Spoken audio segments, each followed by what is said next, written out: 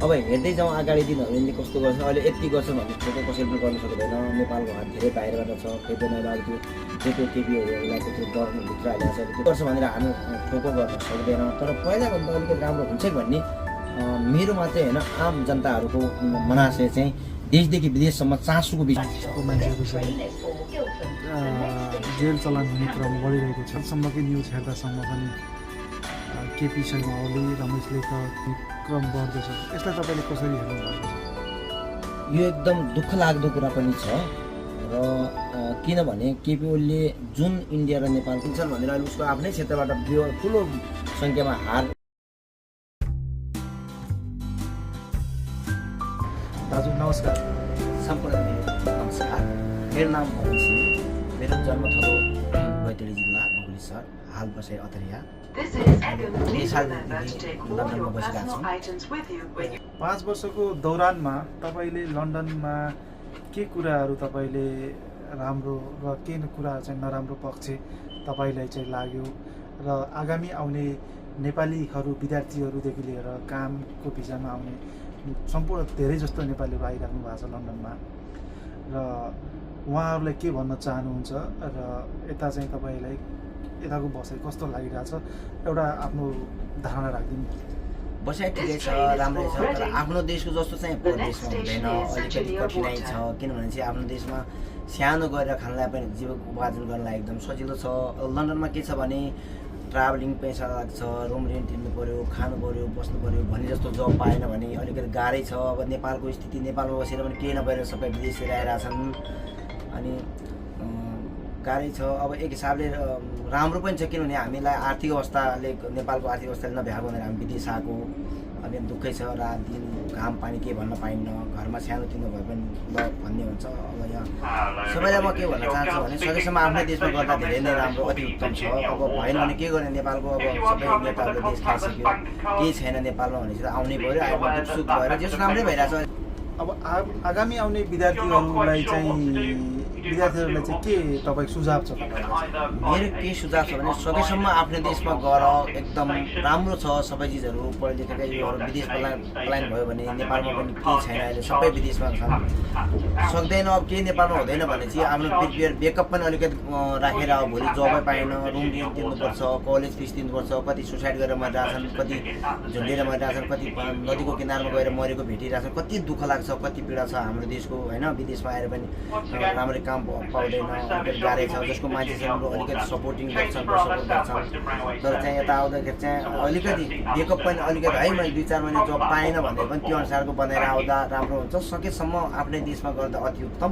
अब भएन के गर्नु, हामी पनि विदेशमै छौँ होइन। भएन भने अनि त्यही अनुसारको आफ्नो बेकअप चाहिँ गरेर आऊ, राम्ररी गर, इमान्दारी गर होइन। सेल्फिस नहो यहाँ आएर पनि, यो चाहिँ चिटिङ गर्ने देश होइन। त्यो कमिटीहरू धेरै छन् यहाँ पूर्वदेखि पश्चिमसम्म, झापादेखि दार्चुलासम्मको सबै कमिटीहरू छन्। आफ्नो ठाउँ र आफ्नो हुने हातबाट सबैले गरेको छ। एउटा कुरा दोस्रो कुरा के छ भने अब राम्रोले एकजना नराम्रोले गर्दा 10 जना राम्रो पनि फसिरहेछन् यसमा।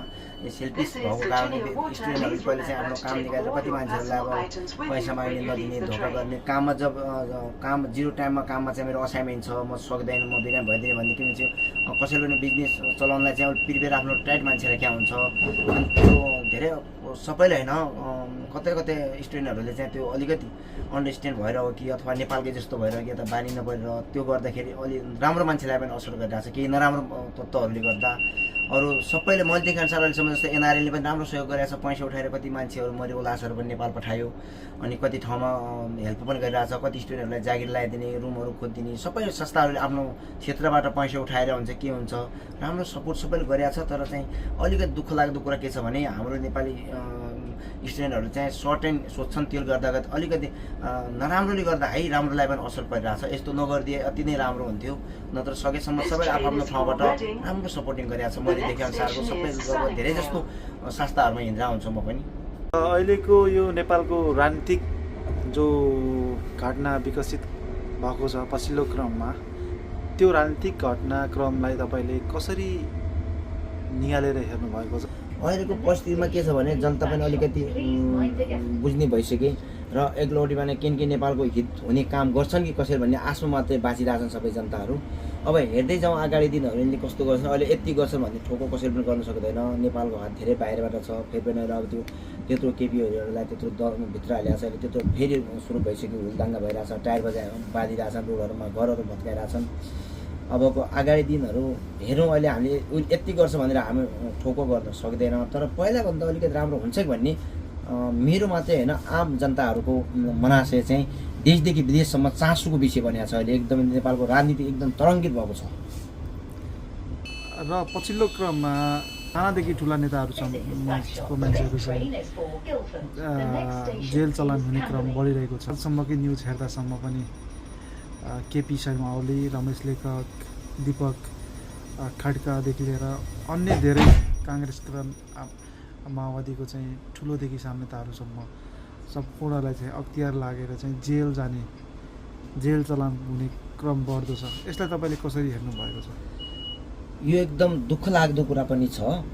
र किनभने केपी ओलीले जुन इन्डिया र नेपालको नाकाबन्दी हुँदाखेरि उसले चाहिँ हामी दाउरा बालेर खाना पकाउँछौँ, हामी खोलाको पानी लिएर खान्छौँ भनेर उसले देशको लागि बोल्दाखेरि आई लभ यु केपी बा भनेर जनताहरू नलागेको पनि होइन, भोट नदिए पनि होइन, कुर्सीमा नबसालेको पनि होइन। त्यो 3-4चोटि प्राइम मिनिस्टर हुँदाखेरि पनि उसले चाहिँ आफ्नो स्वार्थको लागि मात्रै र आफ्नो झोलेहरूलाई मात्रै पाल्ने काम गरेको हुनाले अहिले जुन अस्तित्व हराउँदै गइरहेछ एमालेको, झोलेहरू रोड आन्दोलन गरिरहेछन्, टायर बालिरहेछन्, ध्वस्त गरिरहेछन्। यो सबै केपी ओलीले एमाले सिद्ध्याउने नै केपी ओली, महेश बस्नेतहरू लगायत झाँक्रीहरू छन् होइन।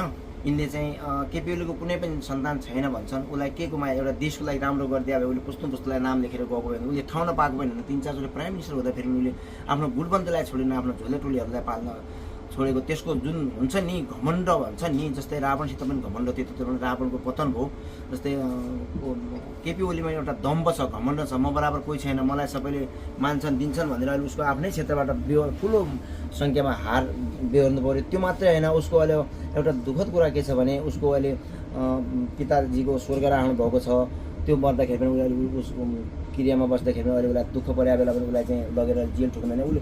उसलाई कसरी के गरेन, उसले जुन बिरुवा रोपेको थियो अहिलेसम्म मैले देखेको छु, टमाटर रोपेर रुखा चाहिँ फलेको कहीँ पनि देखाएको छैन। अहिले जुन केपी ओली जेलमा गएको छ त्यो राम्रो गरेको अहिले सरकारले। यिनलाई सबैको सम्पत्ति शुद्धिकरण गरेर सबै नेपालमा ल्याएर विकास गर्नुपर्छ। यिनले देशको हित हुने काम कुनै पनि गरेको छैन, जति पनि देशको विपरीतमा काम गरेको छ, बालकहरूलाई गोली हान्ने काम सबै यसले गरेको। यदि त्यो उसले तुरन्त स्टप गर्थ्यो भने त्यस्तो घटना हुन्थेन। ती बच्चाहरूको आमाहरूको रगत पसिनाको आँसु शराब लाग्छ चाहिँ, यो चाहिँ एकदमै गलत हो। केपी ओली देशको लागि घातक हो सबैभन्दा। उसले कति ठाउँमा हत्या गरेका छ, यिन सबै मिली खाउँ भन्ने सबै भाले मिलेर खाने हुन्। तर अहिले जुन गरिरहेछ नयाँ सरकारले त्यो राम्रै भएर देखिरहेको छौँ हामीले। अब अगाडि दिनहरू हेर्नु कस्तो हुन्छ। तपाईँको यो महत्त्वपूर्ण समयको लागि तपाईँलाई धेरै धेरै धन्यवाद। Thank you so much. धन्यवाद तपाईँलाई पनि मेरो समयलाई गरिदिनु भएकोमा धेरै धेरै धन्यवाद। Thank you.